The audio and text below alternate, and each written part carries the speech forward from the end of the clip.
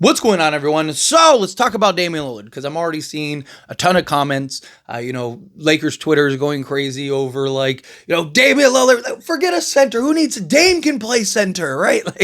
It's wild, right? Rob Pelinka, you'd be foolish if you didn't do it. No, the Lakers should not go sign Damian Lillard. But first, before we dive into why, let's explain how we got here. Well, the Milwaukee Bucks ended up waiving and stretching Damian Lillard in order to sign Miles Turner, which was a complete shock. So Miles Turner is leaving the Indiana Pacers and going to the Milwaukee Bucks. And again, that is very surprising. Good for Milwaukee. It gives them an upgrade over Brook Lopez, and we saw how good Brook Lopez and Giannis played together. Imagine a Miles Turner and Giannis.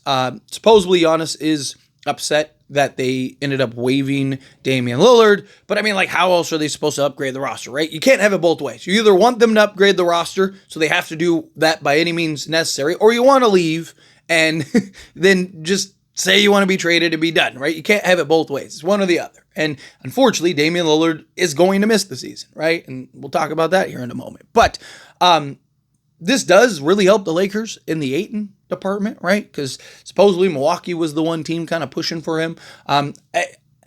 Of course, now Indiana could be an option. However, I don't buy it. One, he says he wants to go to a winning situation, right? And Lakers aren't a winning situation. They're in a more winning situation than Indiana because Indiana's going to have their best player be out for the season. You could argue Pascal Siakam, but you get the point, right? They're cooked next year, and so it'd make more sense to go to the Lakers, sign with the Lakers. I have made a video about it already. I believe the Lakers know he's coming. I believe everybody knows he's coming. I believe that the Milwaukee Bucks know that he was really going, even despite the rumors. I think it's the worst kept secret in basketball. Why hasn't it been announced yet? Because you can't clear waivers till tomorrow, right? Lakers are working on other things, so you want to keep everything as hush-hush as possible. But Damian Lillard, right? Let's get on him. Why, Tyler, do you not want the Lakers to sign Damian Lillard? Damian Lillard would be great. Well, first off, where does he slot in, right? You're not slotting him at your 3. You're moving Austin Reeves to the 3, so you're not starting him for one. Doesn't fit the roster. Lakers have enough scoring. They need two-way. They need shooting and defense. Damian Lillard doesn't really help in that regard. To talk about an undersized guard. But the biggest reason is Damian Lillard is going to miss most likely all of next season. Maybe he comes back around the time for the playoffs. But you're talking about a guy that'll be 35 next month, coming off an Achilles tear. Yes, I get you would sign him on a vet minimum deal, but you'd be signing him this year to not play him. You'd be signing him to basically be the 14th, 15th man on the bench and not play him at all this year, when you might be able to get a player or two to go and grab him. Now, look, if the Lakers round out the rest of their roster and there's nothing left, and it's hey, let's take a flyer on Dame. He'd be great as a bucket getter off the bench for a year if he can get right and healthy, right? And we can kind of take our time. If not, then no big deal. Maybe you figure it out next season type thing. Then sure. Right? But Damian Lillard should be the last thing on the Lakers list. Literally the last thing on the Lakers list. Right? Even if Damian Lillard was healthy, he should be the last thing on the Lakers list right now. Right? Just because, again, if he's willing to come off the bench and be a bucket getter at a vet minimum, right? Healthy, then yes. But I'm talking about if he was healthy, he wouldn't have gotten waived and stretched and all that stuff, right? He'd still be on Milwaukee. But let's say Milwaukee made him available for trade. It's the last thing the Lakers should be trying to go trade for is an undersized non-defensive guard. We already got, at least a good-sized non-defensive guard in Austin Reeves, right? So again, Damian Lillard as a shooter, as just a bucket getter, right? If he's willing to go from star, number 1, number 2 guy on a team to the Lou Williams type of role where he's coming off the bench and giving you, 15 to 20 points a night, perfect, right? He could even be a guy, when he's cooking and hot, you just let him play 30 minutes a night, right? But if you're looking for Damian Lillard to come in and be your main starter and, it doesn't make sense. You have Luka Doncic for one.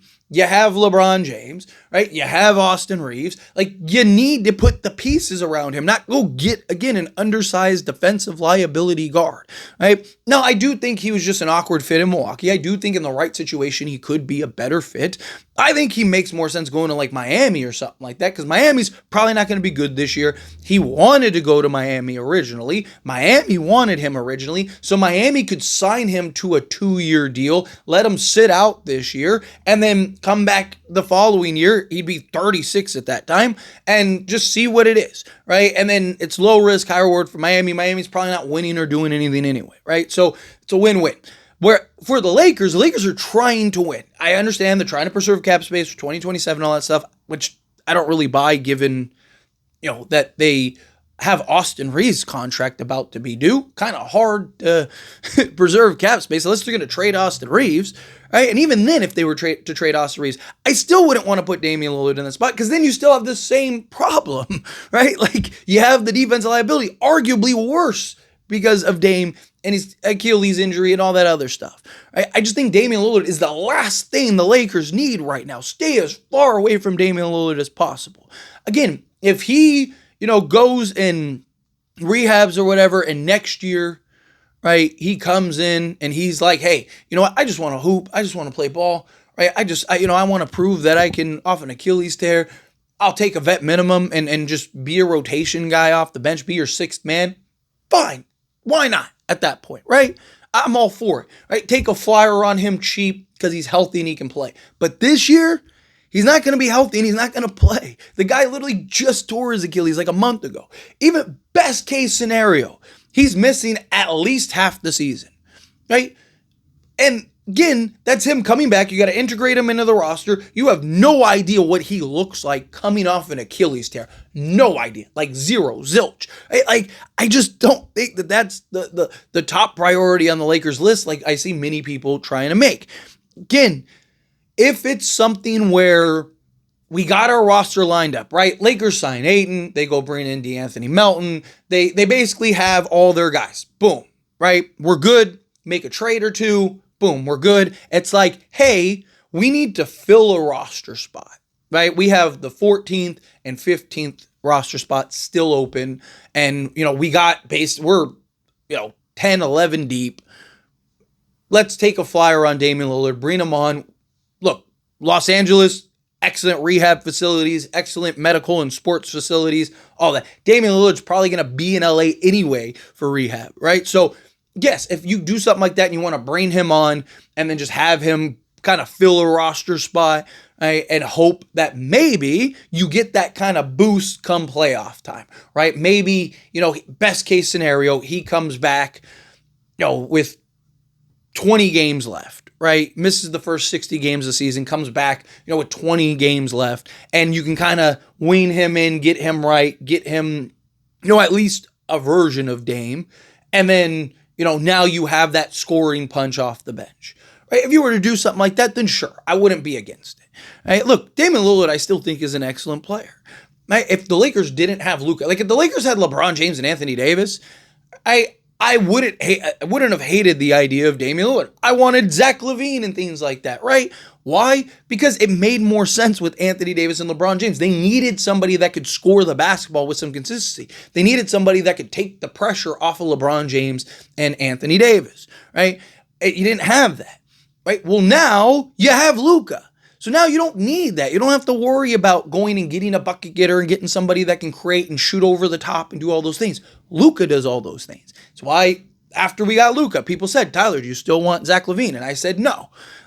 We don't need him anymore. It doesn't make sense anymore. It made sense prior. Damian Lillard with LeBron and Anthony Davis made sense prior. It doesn't make sense anymore.